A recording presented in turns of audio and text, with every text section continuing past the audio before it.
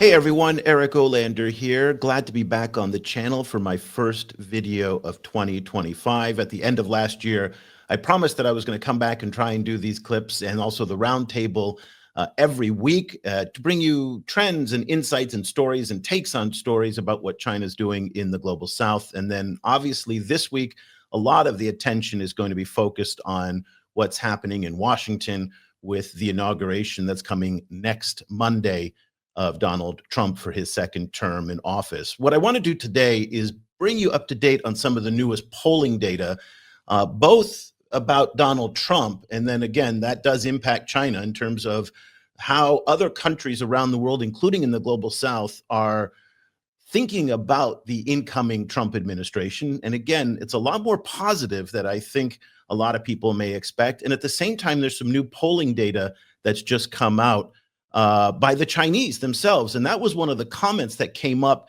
in the YouTube clips that we played from our show where we did a couple of weeks ago with Andrew Chubb from the Asia Society Policy Institute about the fantastic data that they put together of a poll of polls about Chinese or perceptions of the Chinese around the world.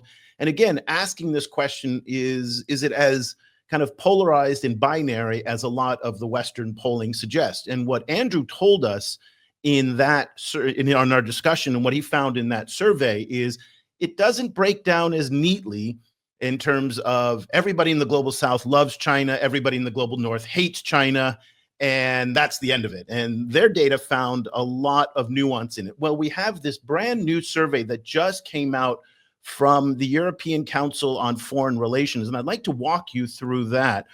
This is something that just came out about the United States, and then right after this, I'm going to show you a new survey that came out from Global Times talking about public opinion or perceptions of China around the world from a Chinese perspective. And again, that was a comment and a critique in the comments that said, why aren't you focusing on what, a Chinese worldview on this, not only on the Western view? And the reason I said was we just didn't have the data. Well, that's no longer the case. We actually now have the data. So I'll walk you through that Global Times survey. So let's kind of get into it. Before we get into it, let me just read you the methodology of what the European Council on Foreign Relations, how they went about doing this survey. And they have a lot of data. And I'll put the link to this in the show notes. And we're going to walk through some of these charts that you're going to see. And again, perceptions of Donald Trump, not quite as binary as a lot of people may be thinking. So ECFR, they surveyed 28,549 people in 24 countries. They did it last November. And then they did that in 16 European countries. In Russia, Turkey, and all countries outside of Europe, the polls were conducted by Gallup's International Association. That's a U.S. polling agency. And then they had a network of independent local partners and cross-country panel operators. I'm just reading from their methodology notes. Here's kind of an important point, though, is that in China, the poll included panelists only from 4 cities, Beijing, Guangzhou, Shanghai, and Shenzhen. So take that as you will. All of these polls have very serious shortcomings related to them in terms of the perceptions. To measure Chinese public opinion just based only on 4 of the largest cities is basically like saying, we're going to go to New York, LA, Washington, and Seattle to get American public opinion. And of course, we know that that would be a very distorted view of the United States. So I think when I show you the data from the Chinese in this ECFR poll, you got to take it with a giant chunk of salt that this represents tier 1 cities, largely probably much wealthier than what you're going to find in the hinterland. Also, a lot of these surveys done by Gallup are done online. Those, again, have distortions in them as well. The quality of the polling data done online is very, very poor for the most part. This is one of the reasons why agencies like Afrobarometer in Africa, when they go out to the 34 countries that they survey, they do it face-to-face. And that is probably the best way of doing it, especially in places like Africa and the developing world, because Not everybody has access to phones. Not everybody has access to internet. It tends to bias urban populations. It tends to bias more cosmopolitan populations who have the time and interest to take these kinds of polls. And so just take that with what you may. But it does provide us with some insights into what people are thinking. So let's kind of go through some of the data right now and see what people are thinking here. And it's just really, again, our best kind of clue. So it's not perfect, but it's a finger in the wind to kind of see which direction things are going. So do you think the election of Donald Trump as US president is a good or bad thing for your country? Now, this may come as a surprise to certain coastal elites in the United States who are very, very ambivalent, even downright nervous and scared about a new Trump administration. But you can see that views in India really just rock solid behind President Trump. 84% think it's going to be a positive. Saudi Arabia as well at 61%. I'm kind of surprised that Russia is at 49%, but here's this China number coming in at 46%. And remember, that is an urban number. Many of the people in those cities have direct economic relationships or closer economic relationships with the United States through trade and investment and other things. If you went into the Chinese countryside, you'd find that probably people are not as connected to the United States, so they may not have that same perception. Now, here's where it starts to get interesting in one respect, that as you go down the list, you start to see the ambivalence in the global South appear a lot more clearly. So South Africa, who's had a lot of tensions with the United States over the past year, particularly related to the war on Gaza, lots of, 2/3 of the population there not thrilled about Donald Trump. Turkey, 35%. Indonesia, very interesting, at 30% favorability in terms of thinking that it's a good thing. It's going to help. It's going to be a good thing for your country. And then South Korea, again, an ally of the United States, coming in at only 11%. Let's keep going with some of the data. Do you think the election of Donald Trump as US president is a good or bad thing for peace in the world? So not for your country, but for peace. This is what the ECFR poll found. Again, India, way at the top. So you can see this really strong enthusiasm for Donald Trump in India. Again, Saudi Arabia, that is not a number that I would have thought would have come out of people in the kingdom. Again, much higher, above average on that. Again, China, 52%. I got to think there's a big asterisk on that. It just feels, it doesn't feel connected with a lot of the other research and data, and a lot of it anecdotal as well, because we don't have good public opinion insights in China. But given the tensions between the US and China today, I don't know, that number doesn't feel 100% right. So then again, after about China, we go below 50%. Russia too feels a little bit weird to me, that they would be, that they would see the US as a force for peace in the world as much as they did, almost 50% in the favorability side there. Again, South Africa, Turkey, Brazil, not as excited about Donald Trump in terms of his ability to bring peace in the world.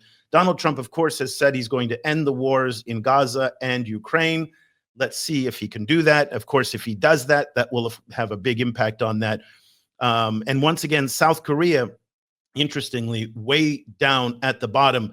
Again, not something I would have predicted, given the fact that the United States and South Korea have a very close economic relationship, military relationship. It's a treaty partner. So very interesting there. Okay. Global influence. This relates directly to the Chinese in the sense that many people do see this as a global competition for influence. And I don't want to suggest that this is somehow a binary choice. It's either the United States or it's China. No, that's kind of not what this is. But there is a sense that if the United States is getting stronger, then the Chinese may not be able to advance quite as much, and vice versa. So take that as you may with this. And this is, I got only one more slide on the ECFR polling on this, so that you will move on to the Global Times very soon. But, South Africa thinks there's going to be a lot more U.S. influence. Again, somewhat upside down, that they weren't so thrilled about Trump coming in, but yet they still see that somewhat more global influence will come from the United States over the next decade. India, again, consistently pro-US, very strong. Brazil, again, not something I would have thought as well, because public opinion about the United States in Brazil has been very mixed, very complicated there. The Saudis, once again, very strong. Turkey, stronger than I would have imagined. Interestingly, the US comes in at 57%.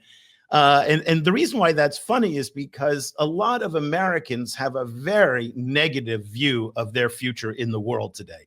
Donald Trump came to power saying how disgraced the United States is and what terrible shape it is, how it's the laughingstock of the world.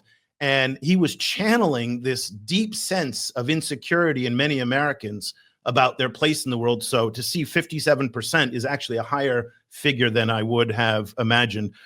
Russia, not surprisingly, is not too keen on a greater role of the United States in the world. And the Russian public probably a lot more dour on that. China, 45%. Again, I still have a hard time kind of accepting that China number. It feels significantly higher than I would expect it to be. Last poll from, or last data point from ECFR before we get onto the Global Times data. How likely do you think it is in the next 20 years China will be the strongest power in the world, stronger than the United States?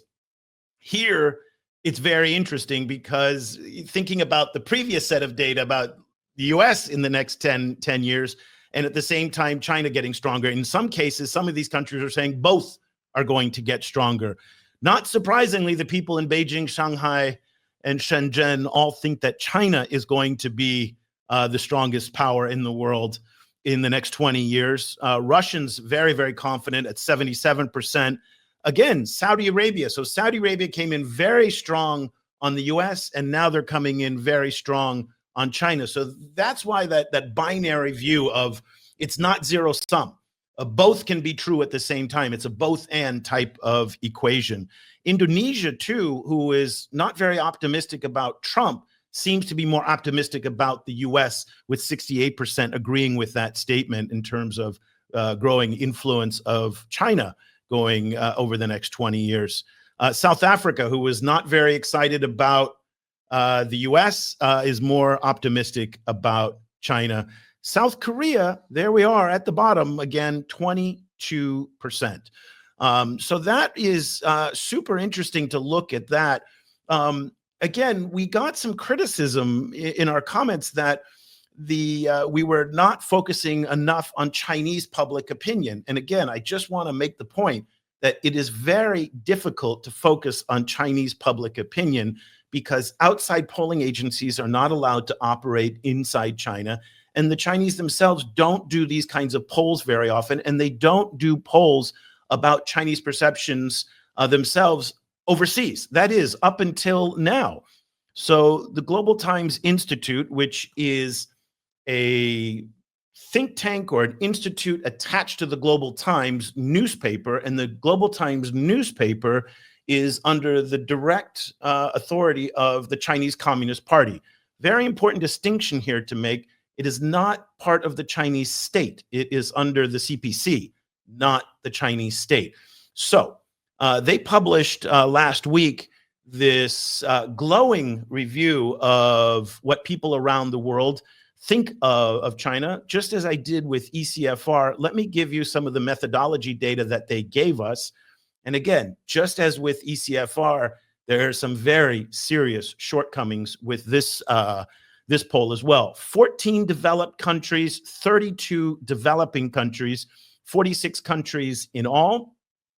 The survey methods included face-to-face interviews, computer-assisted telephone interviews, large-scale online surveys, and drawn with names and emails drawn from databases. Again, they did not give us any breakdown as to what percentage were done face-to-face and what were done with what they're calling computer-assisted telephone interviews. I think that computer-assisted might be translation. I'm not entirely sure. And then these online surveys. Again, I think most pollsters will tell you that that's the lowest quality of data that you're going to get is from those online surveys. In all, 51,332 respondents, ages between 18 and 70 years old, and they did the surveys between August and November of last year. So kind of take that, as you will. Shortcomings as well in that, just as there were with the ECFR poll, and I think that's inherent in all polls, but just kind of consider that. Let's take a look at some of their findings here. So what's interesting here is, again, we've never seen this before. This is the first time that an organization like Global Times has done something like this. So what you're going to find in the data here, and it should not be a surprise to anybody, is that the findings in this poll 100% align with both the Communist Party and the Chinese government talking points. There is no difference whatsoever. So this data is fully in line with that. Just keep that in mind. So regarding the prospect of China's economic growth, different international media offer different views. This speaks to this very acute insecurity that the Chinese government and the Communist Party have about how what they perceive as purely Western media, which is not accurate because other countries are also very critical of China, not just Western media, the Indian media in particular, Vietnamese media, Japanese media. These are all non-Western media. So, but nonetheless, let's just kind of stick with that. They say that China's economy has a bright future ahead, or China's economy still has great potential, while others argue that China's economy has reached its peak, or China's economy shows a gloomy future. Which kind of statement do you tend to agree with? Not surprisingly, a poll sponsored by the Communist Party of China is unlikely going to say that there's a gloomy future. So the findings came out that the vast majority, 67%, said that the Chinese economy has a bright future ahead with great potential. I guess so. I mean, neutral 20%, and only 8% said there were headwinds.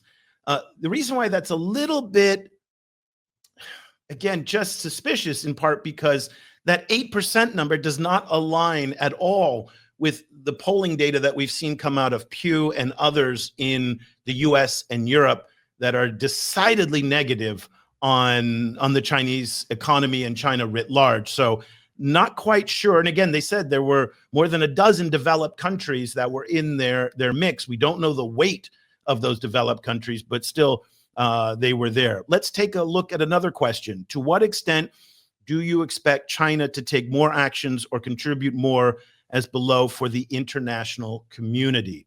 The most interesting one that I saw in all of this was the first answer at 74%, promote the international order to be more just and equitable. That very much aligns with what the Chinese are saying about the Global Development Initiative, the Global Civilization Initiative, and the Global Security Initiative, and this new parallel international architecture that is coming online from the Chinese. Think about the Shanghai Cooperation Organization, BRICS, the AIIB, the New Development Bank. I mean, there's a whole litany of these. Now, things like the AIIB are not under the direct control of the Chinese, nor are the BRICS or even the SCO. Those are multilateral organizations, but they are certainly heavily influenced. They were initiated in many respects by the Chinese, and the Chinese are among the largest and most important members of these, and they're distinctly non-Western. One of the major talking points of the Chinese government is that this parallel emerging international governance architecture is more just and equitable than the Bretton Woods Western-led, US European-led institutions. So the fact that these poll findings correspond with those talking points, again, should not come as a big surprise. Everything solidly positive, not surprising as well. You would not expect a CPC organization to publish results that really run counter or question kind of CPC orthodoxy and China's role in the world. Imagine if some of the findings were like, no, we don't agree with this. We think China is not a force for good. Hard to imagine they would publish something like that. Okay, would you welcome Chinese people to visit your country for travel, study, work, investment, long-term stay, or to become citizens of your country? Interesting here, that investment one was only 25%. That's this one, this one, that purple one right in the middle there. That means 75% of people are saying they would not welcome Chinese to be in their country. So a little surprising there. And then to become citizens of my country, only 10% said yes. So 90% said no. So I'm contradicting myself a little bit from what I just said, that the CPC may not be eager to publish negative. I mean, this doesn't really look that favorable at all. And so that's that's kind of a little bit surprising there. But overall, the 64% is focused on tourism. That 64% is a big one in Southeast Asia and around the world. Lots of those countries are desperately trying to get Chinese tourist dollars and to attract Chinese visitors. This has been an issue in Thailand recently, when a Chinese actor was recently kidnapped by a scam center, and a huge problem here in Southeast Asia. And so a lot of people have been canceling their vacations that ahead of the upcoming Chinese New Year holiday. But that 64% is certainly a very interesting kind of data point. 45% for study and academic visits. This is something that we would like to encourage, more exchanges between students of different countries. So, take these stats as you will, so two very interesting kind of data points for us to look at in terms of where we are and how the public is perceiving both the United States and China. I don't know if you can trust these polls. I don't know if the data is reliable. We don't have really any other more reliable ways of finding out what people are thinking of the US, Europe, China right now. Other than these polls, I think there are good reasons to be suspicious of them. But at the end of the day, we'll try and bring you all of the polling data and let you figure this out for yourself. It's going to be very interesting to see how perceptions of the United States and China change in the weeks ahead as Donald Trump comes into power and starts moving from just being a rhetorical force on Truth Social, on Twitter, on social media, to actually implementing policies. And one of the things we're going to be doing at CGSP is seeing how the Chinese respond to this. And already some of the early messaging is starting to appear. The Chinese are saying how they are a stable power, how they are reliable power. And again, we just had the visit of Chinese Foreign Minister Wang Yi to Africa for the 35th consecutive year, making the first overseas visit for the foreign minister in Africa, is a kind of reminder to Africans and others in the global South about the consistency of Chinese diplomatic presence in contrast to that of the United States. Okay, let's leave that conversation here. We're going to put this up on the website. I'm going to do a write-up later this week on the Global Times data, so you can look for that over on the China Global South Project. We hope that you'll check out all the great work that the team is doing in Asia, Africa, and the Middle East. We've got some fantastic news and analysis and research that's being done every day. And of course, if you'd like to subscribe, you can go and do that as well and join our discussion in our growing reader community around the world. I'll be back again next week with another episode. Until then, thanks so much for watching.